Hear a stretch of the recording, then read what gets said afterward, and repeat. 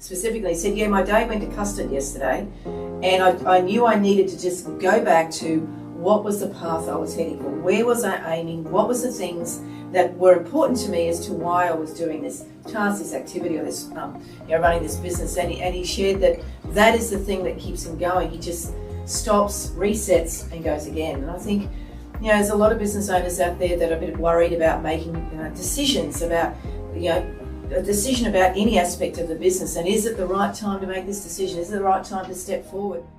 Well, welcome to the Navigate Biz podcast, business without bullshit.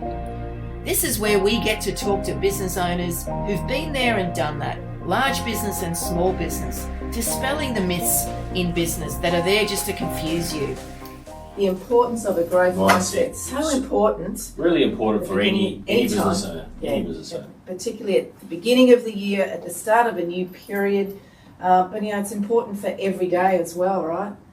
Of course, yeah. As we go through life, struggles of life every day. Yes. Getting your mindset right is where it starts and stops. How you wake up in the morning, whether you're viewing the day with, it's going to be drudgery, or whether it's just another piece of the puzzle connected to this fantastic journey that you've designed that you're going to go on through the course of your lifetime. You get to decide. And that's the strength of mindset, it's the power of mindset, and how you determine what course you're going to go on. So, what are some of the key factors? Obviously we're working with business owners every day through our workshops, boot camps, who are downloading our courses, going through all our content. It's very common for us to see people pretty run down, pretty worn out. What are some of the key tips that we can give some of these people watching this here today or listening on our podcast around improving their mindset? Right. I think the first thing that we could share is, we're talking to business owners, and these business owners are feeling somewhat challenged. I think the first thing they need to do is go back to, why did they start this business? What was the impetus that got you to start this business? But I also want you to go a bit deeper. What was the feeling that you had when you started that business? Because I suspect there was excitement, there was a bit of a fire in the belly, and I want our business owners to start the daily practice, even if it's throughout the day regularly. You've got to go back to that. You've got to go back to why you started the business. What was the feeling? Because you want that feeling back again, right?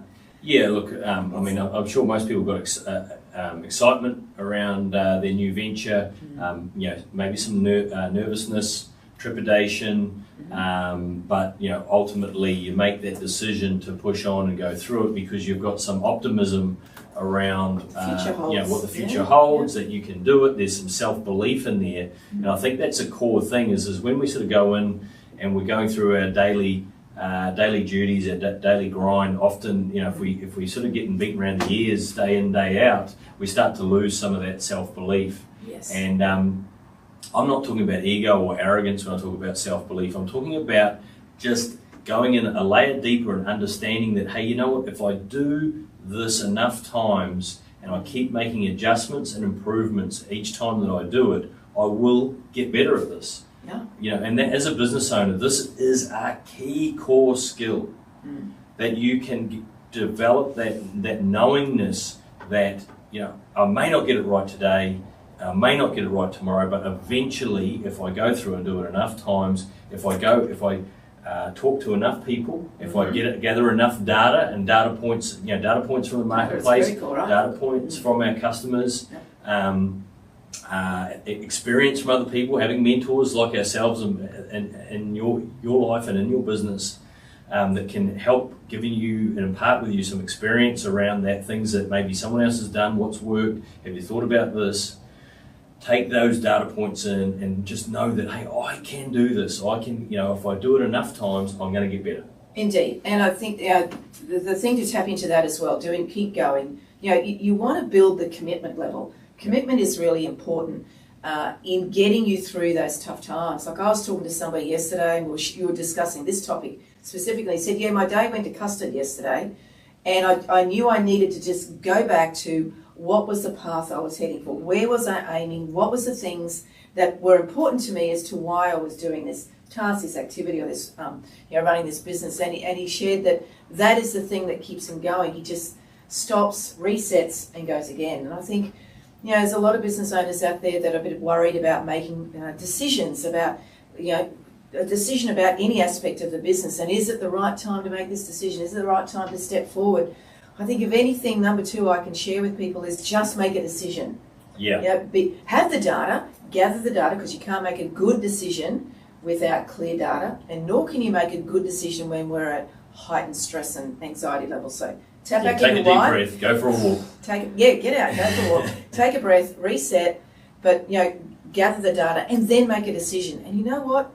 If the decision proves to not give you the outcome as expected or to the level that was needed, that's perfectly okay, right? Yeah. Because there's going to be information in that decision-making process and the outcome.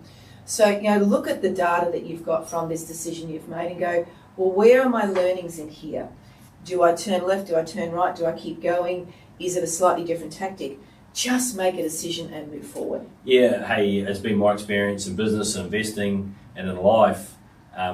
Each time you make a decision is a deeper sense of learning. Hey, we can go and read a book and we can go and talk to some other people, but actually then going and executing, going and putting into practice what your thought process, what your idea is, what it is you learned, making that decision is that when you really get that deeper layer of learning and understanding.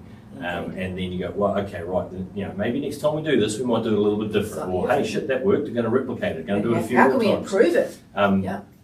And, that all sounds super simple, and it is, but sometimes we start to lose the belief in making the decision. We get afraid and we get worried and we think that the world is going to stop turning or we're going to fall off a cliff if we make the wrong decision, and invariably that is not the case. Things, less desirable things can happen if we make the wrong decision. Yeah. But we need to get over that, because if you're going through and building a business, or you're in business and you want to get out of a particular rut you're in or get to the next level, so different magnitude of decisions need to be made, and to do that you need to get your mindset in the right place to give you confidence to be able to go and do that. Yeah.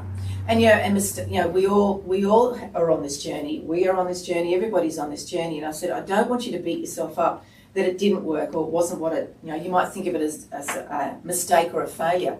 Well, there's lots of gold in those learnings, right? Lots of gold. So number 3 sort of sits around all of it. Understanding why the business exists and the fire in the belly that you had, making decisions, but surround yourself with the right people. So who are you quality checking? Where are you gathering your data from? Who are you quality checking? Who's holding you accountable? Who is supporting you in this business? And this can be mentors like Nick and I at Navigate Biz. It can be your legal support, your financial support, your banking support, IT, marketing. There's a whole bunch of aspects of business that we can't be all experts in. So, to find out who you need in your circle is really just do a quality check on, and be honest here, what do you bring to the table? What do you bring that is of value to the business, and therefore where are the gaps? Yeah, it's okay to have gaps. And I love having people in the business who know way more than me, because I'm going to learn some stuff, but they're going to pick it up. Gaps show us how much opportunity we've got for expansion and growth. So we should be looking for gaps. If we're looking around and go, hey, we've got this nailed, we've got that nailed, everything's great, you know what? You have not got your mindset set right. You've got to be going and looking about, where are the areas I can improve? Which parts of the marketplace can I be expanding into? Yeah, where else can I go? What other people can I be bringing into this business? What other customers should I be looking for? What other locations, where should I be? What other product services should we be offering? All of these things. You want to be looking for the gaps so that you can start to make that improvement. And it's really difficult to do that when you haven't got your mindset right. And as you said, to get that mindset right, it pays to have people, these people around you that are adding fuel to this fire. And oftentimes, if our mindset's not right, it's us that's the problem. As the individual, we're the problem. Either we got our head buried in the wrong kind of information. We got our we're spending too much time with the wrong types of people. Those that are negative, those are the self-doubters, those are the ones that are pulling you down. They actually don't want you to be doing any better than you are doing, than they're doing. Sorry. So do you need to filter that? If to get your mindset in a better place, Do you need to be filtering those people around you and then starting to get to put these layers of some new influences? And it might only be a couple of people to start, it might only be one person to start with, just to get that ball rolling so you get your mindset right. And I think as part of that, and you touched on it as well, is filter the messaging that you're receiving. Like, we all get flooded with the white noise of social media, emails. Our emails are flooded with it. Well, you know what? Really do a good quality check. What is the information? Who are the platforms? Who are the influencers, for want of a better word, that you actually should be listening to? And who shouldn't you be? And maybe you should just turn all notifications off and go proactively look when you have the time. But we are, as I said, we're all flooded with so much information, and I can guarantee you so much of it is not worth your time. Yeah, what is it that you should be looking at that's connects to what you're trying to achieve?